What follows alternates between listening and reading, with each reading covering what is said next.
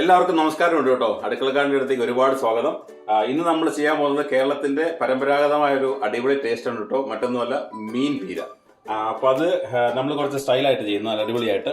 ഇതിലേക്ക് വേണ്ടി നമ്മൾ എടുത്തിരിക്കുന്ന നത്തൊലി മീനാണ്. നത്തൊലി മീൻ ചെറുതായിട്ട് നല്ല കഴുകി വൃത്തിയാക്കിയിട്ട് വെച്ചിട്ടുണ്ട്. നിങ്ങൾക്ക് നത്തൊലി മീൻ കിട്ടുന്നില്ലെങ്കിൽ ഉപയോഗിക്കേണ്ട മീൻ മത്തിയാണ്. ചെറിയ മത്തി ഉപയോഗിക്കുള്ളൂ. വേറെ ഒരു മീനും ഈ പീര മീൻ വെക്കാനായിട്ട് ഉപയോഗിക്കരുത്.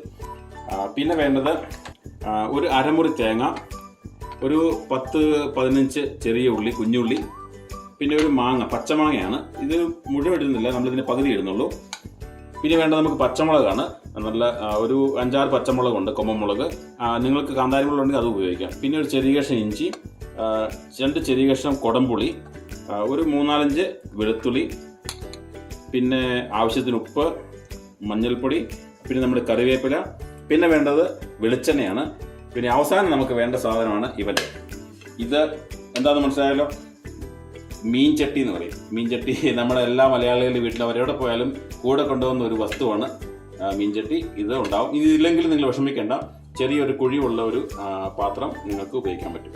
അപ്പോൾ നമ്മൾ തേങ്ങ മഞ്ഞളും കൂട്ടിയിട്ട് കുറച്ച് ഉപ്പും കൂടെ, ആവശ്യത്തിന് ഉപ്പ് കൂടെ ചേർത്തിട്ട് ഇതുപോലെ കുറച്ച് വെള്ളം ചേർത്തിട്ട് ഈ ഒരു പരുവത്തിൽ അരച്ചെടുക്കുക. ഒരുപാട് അരഞ്ഞ് പോകരുത്. പീര എന്ന് പറഞ്ഞാൽ കുറച്ച് ഒരു പകുതി അരഞ്ഞാൽ മതി. എന്നിട്ട് അത് ഒരു ബൗളിലേക്ക് ഇട്ട് കൊടുക്കുക. അതിലേക്ക് നമ്മൾ ആ കുഞ്ഞുള്ളി നമ്മൾ അരിഞ്ഞു വെച്ചിട്ടുണ്ടായിരുന്നു പൊടിയായിട്ട്, അത് ഇട്ട് കൊടുക്കുക. ഇനി നമ്മൾ ഇഞ്ചി വളരെ പൊടിയായിട്ട് അരിഞ്ഞു വെച്ചിട്ടുണ്ട്, അത് ഇട്ട് കൊടുക്കുക. പിന്നെ വെളുത്തുള്ളി ചതച്ചെടുക്കണം, അതും കൂടി ഇട്ട് കൊടുക്കുക കേട്ടോ. മുളക് ഇങ്ങനെ കനം കുറഞ്ഞ നീളത്തിൽ നമ്മൾ അരിഞ്ഞെടുത്തിരിക്കുകയാണ്, അതുകൂടി ഇട്ട് കൊടുക്കുക. ഈ മാങ്ങ ഇട്ട് കഴിഞ്ഞാൽ അടിപൊളി പ്രത്യേക ടേസ്റ്റാണ്. അപ്പോൾ അതുകൊണ്ടാണ് നമ്മൾ മാങ്ങ ഇട്ടേക്കുന്നത്. മാങ്ങ ചെറുതായിട്ട് അരിഞ്ഞ് ഇട്ട് കൊടുക്കുക. 2 കഷ്ണം പുളി ഇട്ട് കൊടുക്കുക. പിന്നെ അവസാനം നമ്മുടെ കറിവേപ്പിലത്തുണ്ട്, അതും കൂടെ ഇതിലേക്ക് ഇടുക. എന്നിട്ട് നന്നായിട്ടൊന്ന് മിക്സ് ചെയ്യണം. അപ്പോൾ നമ്മൾ ഉപ്പ് തേങ്ങയ്ക്കകത്ത് ചേർത്തിട്ടുണ്ട്, നമുക്ക് നോക്കണം. അത് നിങ്ങൾ ഉപ്പ് നോക്കണം. അരപ്പിനും മീനിനോട് ഉപ്പ് നിങ്ങൾ ചേർക്കണം. ഈ പാപ്പ് അഥവാ കുറച്ച് കുറഞ്ഞു പോയാൽ നമുക്ക് അവസാനം ചേർക്കാൻ പറ്റും. അതൊരു പ്രശ്നമുള്ള കേസല്ല. നമ്മൾ ചട്ടി എടുത്തിട്ട് ചൂടായതിനു ശേഷം അതിലേക്ക് വെളിച്ചെണ്ണ മാത്രമേ ഇതിന് ഉപയോഗിക്കാവുള്ളൂ. അതിനുശേഷം ഇതൊന്ന് ചട്ടിയുടെ എല്ലാ ഭാഗത്തേക്കും ഒന്ന് ആക്കുക.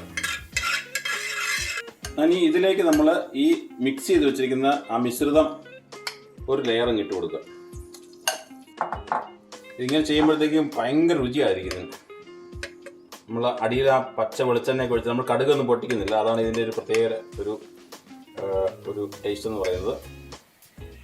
ഇനി ഇതിലേക്ക് നമ്മൾ കഴുകി വൃത്തിയാക്കി വെച്ചിരിക്കുന്ന മീനുണ്ടല്ലോ, അതിലൊരു പകുതി ഇട്ട് കൊടുക്കുക. എന്നിട്ട് അത് ഇതുപോലെ എല്ലായിടത്തുമായിട്ടൊന്ന് നിരത്തി വെക്കുക. ഞാൻ പറഞ്ഞായിരുന്നു, മത്തിയാണെങ്കിൽ ചെറുതായിട്ട് മുറിച്ചിടാവുള്ളൂ, കഷ്ണങ്ങളാക്കിയിട്ട് ഒരുമിച്ച് വലുതായിട്ട് ഇടരുത്. ഇതിലേക്ക് നമ്മൾ ഒരു ലെയറും കൂടെ ഇട്ട് കൊടുക്കും. നമ്മൾ ലെയറായിട്ട് കുക്ക് ചെയ്യുന്നുണ്ടല്ലോ, അത് ഒരു പ്രത്യേക രുചി ആ മീൻ പീര കിട്ടും. പിന്നെ ഈ മീൻ പീര വെക്കുമ്പോൾ ശ്രദ്ധിക്കേണ്ട കാര്യം, മീൻ ഒരിക്കലും ഉടഞ്ഞു പോരുത്. അപ്പം നമ്മൾ ഇടയ്ക്ക് പിന്നെ ഇളക്കുകയൊന്നുമില്ല. പിന്നെ ബാക്കിയുള്ള മീനും കൂടെ നമ്മൾ ഇതിലേക്ക് ഇട്ട് കൊടുത്തു. ഇനി അവസാനം വന്ന് ഈ മിക്സ് എല്ലാം കൂടെ നമ്മൾ ചേർത്ത് കൊടുക്കുക. ചെറുതായിട്ട് മൂടിയിലും കുഴപ്പമില്ല, നമ്മൾ ആവിയിൽ വേകുമ്പം എല്ലാം ഓക്കെ ആയിക്കോളും. ഇനി നമ്മൾ അരപ്പിടുന്ന പാത്രത്തിലേക്ക് ഒരു 50-100 മില്ലി വെള്ളം ഒഴിച്ചിട്ട് അതും കൂടെ ഒന്നിട്ട് ഒഴിച്ചു കൊടുക്കുക. അത് ഈ മീൻ തിളയ്ക്കാനായിട്ട് കുറച്ച് വെള്ളം വേണം, അതിങ്ങനെ മുകളിലേക്ക് ഒഴിച്ചു കൊടുക്കുക. അപ്പോൾ ഇങ്ങനെ തവി കൊണ്ട് നമ്മൾ സ്പൂൺ കൊണ്ട് ഇങ്ങനെ ഒന്ന് തട്ടിപ്പൊത്തി കഴിഞ്ഞാൽ എല്ലാം ലെവലായിട്ട് വരും. ഇതൊന്ന് വേവിച്ചാൽ മാത്രം മതി. നമുക്ക് മൂടി വയ്ക്കാം. ഒരു 10 മിനിറ്റ് മാക്സിമം മതി. അതിന് ഇടയ്ക്ക് നമ്മൾ നോക്കും. 10 മിനിറ്റ് കൊണ്ട് സംഭവം അടിപൊളിയായിട്ട് കിട്ടും. വെയിറ്റ് കേട്ടോ. അപ്പം നമ്മളിത് അടച്ചു വെച്ച് ഇനി ഒരു മീഡിയം തീയിൽ ഒരു 5-10 മിനിറ്റ് കൊണ്ട് വെന്ത് കിട്ടും. കരിയാൻ നോക്കണം, അതുകൊണ്ടാണ് തീ കൂട്ടിയില്ലെന്ന് പറയുന്നത്. നമ്മൾ മീഡിയം തീയിലാണ് വെക്കുക. ഇപ്പോൾ 5 മിനിറ്റ് ആയിട്ടുണ്ട്. നമുക്കൊന്ന് പൊക്കി നോക്കാം അടപ്പ്.